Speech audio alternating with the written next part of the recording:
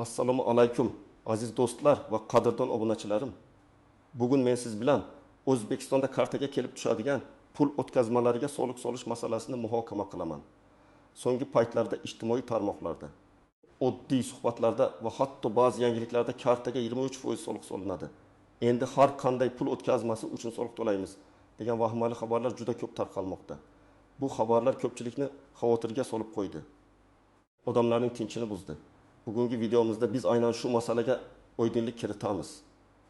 Aniq ma'lumotlar bilan qurollanamiz va sizni har qanday asossiz qo'rquvdan xalos etamiz.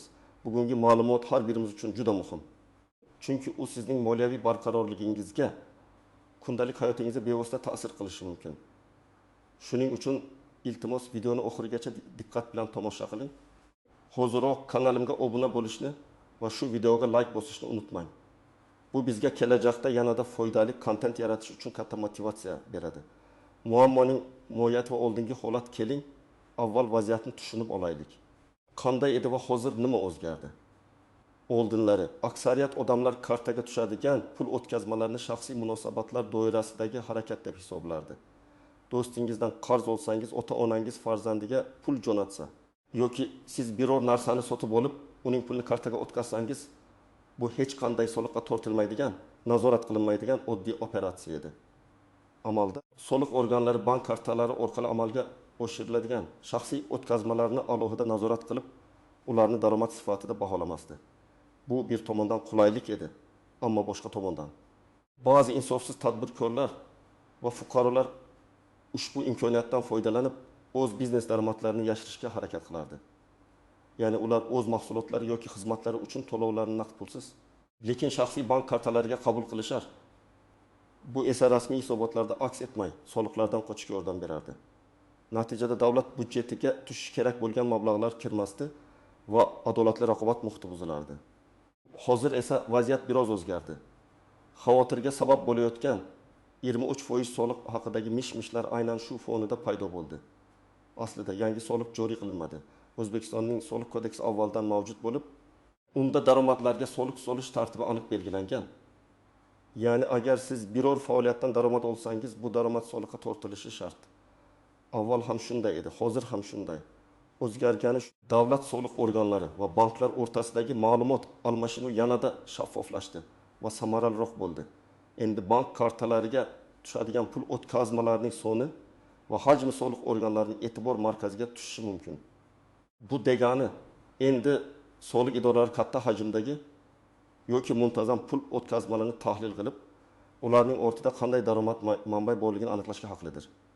Asosiy maqsad yashirin iqtisodiyotga qarshi kurashish. Soliq bazasini kengaytirish va barcha uchun teng, adolatli soliq yukini ta'minlash.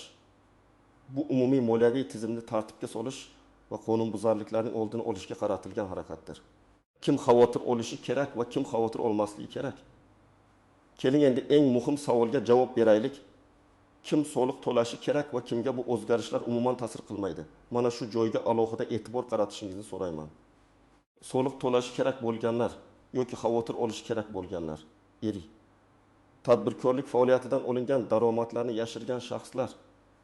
Agar siz ro'yxatdan o'tmagan tadbirkorlik faoliyati bilan shug'ullansangiz, masalan, onlayn do'kon orqali savdo qilsangiz, uyda tort pishirib sotsangiz, taksi xizmati ko'rsatsangiz, o'quv markazi ochib, lekin rasmiy ro'yxatdan o'tmasdan to'lovlarni shaxsiy kartangizga qabul qilsangiz, siz soliq to'lashingiz shart. Bu kabi daromadlar qonun bo'yicha soliqqa tortiladi. Oldin ham shunday edi. Hozir esa aniqlanish ehtimoli oshdi. Misol, Gulnora ismli ayol uyda qandolat mahsulotlari tayyorlab, ijtimoiy tarmoqlar orqali sotadi. Uning kuniga o'rtacha 5 million ta buyurtmasi bor va har bir buyurtma uchun 7 million so'm pulni mijozlar kartasiga o'tkazib beradi. Bir oyda uning kartasiga 2300 ta o'tkazma kelib tushadi. Umumiy summa esa 3,5 million so'mni tashkil etadi. Bu muntazam va katta hajmdagi o'tkazmalar soliq organlarining e'tiborini tortishi mumkin. Gulnora o'z faoliyatini rasmiylashtirib, yakka tartibdagi tadbirkor sifatida ro'yxatdan o'tishi va aylanmadan 4% yoki boshqa belgilangan soliqni to'lashi kerak edi. Agar u buni qilmasa, uning daromadi rasmiy daromad sifatida baholanib, jismoniy shaxslardan olingan daromad solig'i, iniki va qonunbuzarlik uchun jarimalar qo'llanishi mumkin. Aynan shu jarimalar bilan birga soliq foizi 23% yoki undan ham ko'proq chiqishi mumkinligi haqidagi mish-mishlar shu yerdan kelib chiqqan bo'lishi ehtimol. Asosiy soliq 12% bo'ladi. Lekin jarimalar qo'shilishi bilan umumiy to'lov miqdori ancha ko'payadi.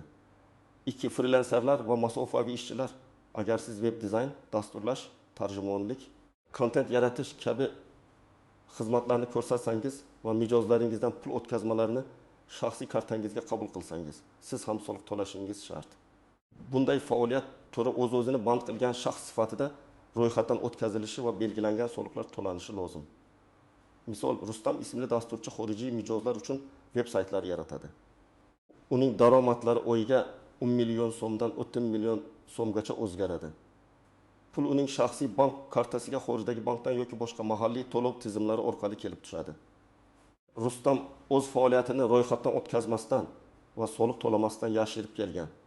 Bunday holatda uning xorijdan kelgan katta hajmdagi o'tkazmalari e'tiborga tushishi mumkin. Unga 12% miqdorda jismoniy shaxslardan olinadigan daromad solig'i hisoblanadi va belgilangan tartibda jarimalar qo'llanilishi mumkin. Ijara to'lovlarini yashirgan shaxslar, agar siz uy joyingizni ijaraga berib, ijara shartnomasini ro'yxatdan o'tkazmasdan, ijara pulini har oy shaxsiy kartangizga qabul qilsangiz, bu ham soliqqa tortiladigan daromad hisoblanadi. Misol, Dilshod akam o'zining ikkinchi kvartirasini ijaraga beradi. Har oy ijara haqqi sifatida 5 million so'm uning kartasiga o'tkaziladi. Dilshod akam ijara shartnomasini davlat soliq inspeksiyasida ro'yxatdan o'tkazmagan va ijara daromadidan soliq to'lamaydi. Ushbu muntazam o'tkazmalar ham soliq organlarining nazoratiga tushishi mumkin. Bu daromad ham jismoniy shaxslardan olinadigan daromad solig'iga tortiladi va ro'yxatdan o'tmaganlik uchun jarimalar qo'llaniladi. Xavotir olmasligi kerak bo'lganlar, birgin shaxsiy maqsadlardagi pul o'tkazmalari, bu sizning eng yaqinlaringizdan, qarindoshlaringizdan, do'stlaringizdan, turmush o'rtog'ingizdan yoki bolalaringizdan shaxsiy ehtiyojlar uchun qabul qiladigan pul o'tkazmalari. Masalan, onangizning sizga yuborgan puli do'stingizga bergan qarzingizni qaytarishi, turmush o'rtog'ingizning oylik xarajatlar uchun o'tkazgan puli. Bu o'tkazmalar daromad hisoblanmaydi va soliqqa tortilmaydi. Misol, talaba Aziza Toshkentda o'qiydi. Ota-onasi har oy uning kartasiga 2 million so'm miqdorida stipendiya yashash xarajatlari uchun pul o'tkazadi. Bu pul Azizaning daromadi emas, balki shaxsiy ehtiyojlar uchun ajratilgan mablag'idir. Bu turdagi o'tkazmalar soliqqa tortilmaydi va Aziza hech qanday xavotir olmasa bo'ladi. Ish haqi, pensiya, stipendiya, nafaqa kabi daromadlar. Bu turdagi daromadlar allaqachon soliqqa tortilgan yoki soliqdan ozod qilingan bo'ladi. Masalan, ish beruvchi sizga ish haqini to'laganda, u soliq kodeksiga muvofiq avtomatik ravishda barcha kerakli soliqlarni independent ijtimoiy va independent ijtimoiy soliq ushlab qoladi va qolganini kartangizga o'tkazadi. Shu sababli kartangizga tushgan ish haqi uchun qayta soliq to'lamaysiz. Misol, o'qituvchi Nodira opa har oy 1 million so'm ish haqi oladi. Bu summa uning bank kartasiga tushadi. Ish beruvchi allaqachon barcha soliqlarni hisoblab, tegishli budjetlarga o'tkazgan. Nodira opa o'z ish haqi uchun qo'shimcha soliq to'lamaydi. Xuddi shunday, pensiya va nafaqalar ham soliqqa tortilmaydi. Shaxsiy mol-mulkni sotishdan olingan daromadlar ma'lum cheklovlar bilan. Agar siz shaxsiy avtomobilingizni, kvartirangizni yoki boshqa mulkingizni sotsangiz, bu daromadlar ko'p hollarda soliqdan ozod qilinadi. Ayniqsa agar siz uzoq vaqtdan beri ushbu mulkning egasi bo'lsangiz yoki belgilangan muddat ichida bir martadan ortiq sotmasangiz. Biroq agar siz mulkni tez-tez sotib foyda ko'rsangiz, bu tadbirkorlik faoliyati sifatida baholanishi mumkin. Misol, Ahmad akam 3 yildan beri o'zining shaxsiy avtomobilidan foydalanib kelgan. Endi u yangi mashina sotib olish maqsadida eski mashinasini 1,5 million so'mga sotdi. Pul uning bank kartasiga o'tkazildi. Bu bir martalik shaxsiy mol-mulkni sotishdan olingan daromad bo'lgani uchun odatda soliqqa tortilmaydi. Lekin agar Ahmad akam har 3-4 oyda bittadan mashina olib sotib, bundan muntazam daromad oladigan bo'lsa, bu uning tadbirkorlik faoliyati hisoblanib, soliqqa tortilishi mumkin. Shunday qilib, xavotir asosan o'z daromadlarini rasmiylashtirmagan va yashirin tadbirkorlik faoliyati bilan shug'ullanayotgan shaxslar uchun dolzarb. Oddiy fuqarolar, oila a'zolari o'rtasidagi shaxsiy o'tkazmalar, ish haqi yoki pensiya oluvchilar uchun hech qanday o'zgarish yo'q va soliq yuklamasi oshmaydi. Istisnolar, nozik jihatlar va kutilmagan vaziyatlar Bu yerda diqqat qilish kerak bo'lgan ba'zi istisnolar va nozik jihatlar mavjud. B. Qarz berish va qaytarib olish. Do'stingizga pul qarz berib, keyin uni kartangizga qaytarib olsangiz, bu daromad emas. Ammo agar bu muntazam tus olsa va siz foiz evaziga qarz berish bilan shug'ullansangiz, bu noqonuniy faoliyat hisoblanishi va soliqqa tortilishi mumkin. Nozik jihat, katta summalar, ayniqsa notarial tasdiqlangan qarz shartnomasi bo'lmasa, soliq organlari tomonidan shubhali ko'rinishi mumkin. Shuning uchun katta miqdordagi qarz berish yoki olishda imkon qadar qarz shartnomasini rasmiylashtirish tavsiya etiladi. 2. Yordam pullari va sovg'alar. Oila a'zolari yoki yaqin qarindoshlardan olingan moddiy yordam yoki sovg'alar daromad hisoblanmaydi va soliqqa tortilmaydi. Ammo begona shaxslardan olingan katta miqdordagi sovg'alar shubhali ko'rinishi mumkin. Kutilmagan vaziyat. Agar sizga begona odamdan, masalan, onlayn tanlovda g'olib bo'lganingiz uchun katta pul mukofoti kelib tushsa, bu daromad hisoblanib, undan soliq to'lashingiz kerak bo'lishi mumkin. Bu holatda mukofot beruvchidan hujjat talab qilish va soliqlarni aniqlash muhim. O'tu. Xorijdan keladigan pul o'tkazmalari. Xorijdan keladigan pul o'tkazmalari ham diqqat markazida. Agar bu pul sizning chet eldagi qarindoshingiz tomonidan shaxsiy ehtiyojlaringiz uchun yuborilgan bo'lsa, u daromad hisoblanmaydi.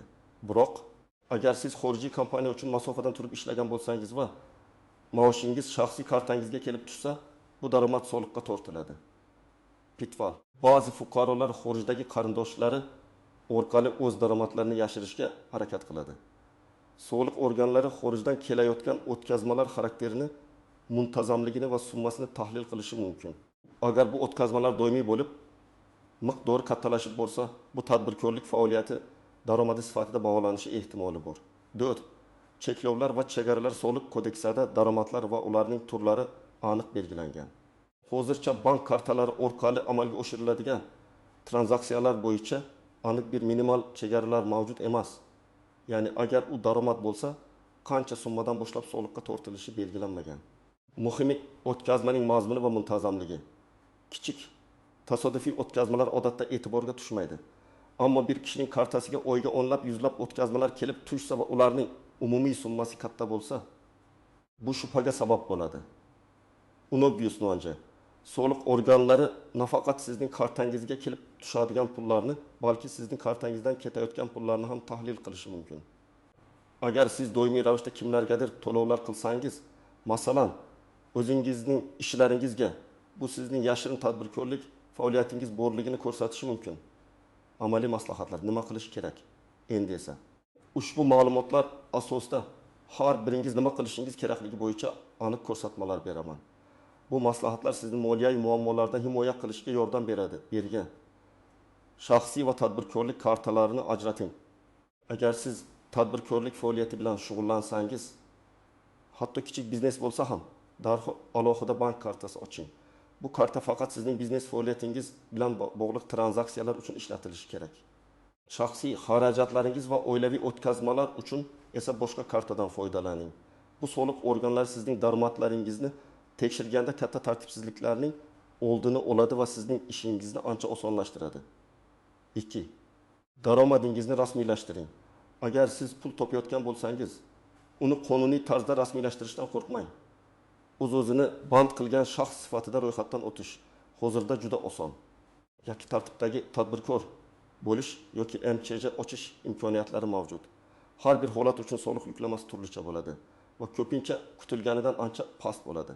Masalan, o'zini band qilgan shaxslar uchun yillik ijtimoiy soliq bor yo'g'i bir bazaviy hisoblash miqdori bo'lib daromad solig'ini olga teng. Tadbirkorlik faoliyatingizni qonuniylashtirish sizni katta jarimalar va ortiqcha xavotirlardan xalos etadi. Hujjatlarni saqlang. Agar siz kimdandir qarz olsangiz yoki bersangiz, yirik xarid qilsangiz, har doim tegishli hujjatlarni, qarz tilxatlari, shartnomalar, cheklar saqlang. Bu kelajakda pul o'tkazmasining tabiati bo'yicha savollar tug'ilsa, isbot sifatida xizmat qiladi. Masalan, kvartira sotgan bo'lsangiz, oldi sotdi shartnomasini saqlang. 4. Muntazam va katta o'tkazmalarga e'tibor bering. Agar sizning kartangizga muntazam ravishda bir xil yoki o'xshash summada pul kelib tursa va bu summalar umumiy hisobda katta hajmni tashkil qilsa, lekin siz buni daromad sifatida hisoblasangiz, ehtiyot bo'ling. Soliq organlari aynan shu kabi o'tkazmalarga birinchi navbatda e'tibor qaratadi. Bunday holatlarda soliq maslahatchisi bilan bog'lanib, o'z faoliyatingizni qonuniylashtirish bo'yicha maslahat olishingiz maqsadga muvofiq. Bo'sh soliq organlari bilan aloqada bo'lish. Agar sizga soliq qo'mitasidan pul o'tkazmalaringiz bo'yicha so'rovnoma kelsa, uni e'tiborsiz qoldirmang. Soliq inspeksiyasiga borib, holatni tushuntiring va kerakli ma'lumotlarni taqdim eting. Ko'pincha tushunmovchiliklarni o'z vaqtida hal qilish mumkin. Agar sizning kartangizga kelib tushgan pul daromad emasligini isbotlovchi hujjatlaringiz bo'lsa, ularni taqdim eting. Xulosa va yakuniy chorlab aziz do'stlar, umid qilamanki, bugungi videomiz kartaga 23% soliq haqidagi mish-mishlarga oydinlik kiritdi va ko'pchilikning xavotirini yo'qotdi. Eng muhimi shuki, hech kim shaxsiy maqsadlarda amalga oshirilgan pul o'tkazmalari uchun soliq to'lashga majbur emas. Soliq faqat daromad hisoblangan mablag'lardan olinadi va bu oldin ham shunday edi, hozir ham o'zgarish soliq organlarining nazorat imkoniyatlari kuchayganida. Bu o'z navbatida shaffof iqtisodiyotni shakllantirish, barcha uchun teng va adolatli sharoitlar yaratishga qaratilgan harakatdir. Qonunga itoatkor fuqarolar va tadbirkorlar uchun bu jarayon faqat foydali bo'ladi. Chunki u sog'lom raqobat muhitini yaratadi. Shuning uchun xulosa qilib aytganda, qonuniy ishlang, daromadlaringizni rasmiylashtiring, hujjatlaringizni tartibda saqlang va hech qanday vahimaga berilmang. Agar sizda hali ham savollar bo'lsa, o'zingizning moliyaviy vaziyatingiz bo'yicha aniq maslahatga ehtiyoj sezsangiz, malakali soliq maslahatchisiga murojaat qilishdan tortinmang. Sizning fikringiz biz uchun juda muhim. Ushbu mavzu bo'yicha qanday fikrdasiz? Siz ham bu mish-mishlarni eshitganmisiz? O'z shaxsiy tajribangiz yoki savollaringizni izohlarda yozib qoldiring. Bu videoga like bosib, kanalimizga obuna bo'lishni unutmang. Zira biz har doim sizga dolzarb va foydali ma'lumotlarni yetkazishga harakat qilamiz. Keyingi videolarda ko'rishguncha omon bo'ling.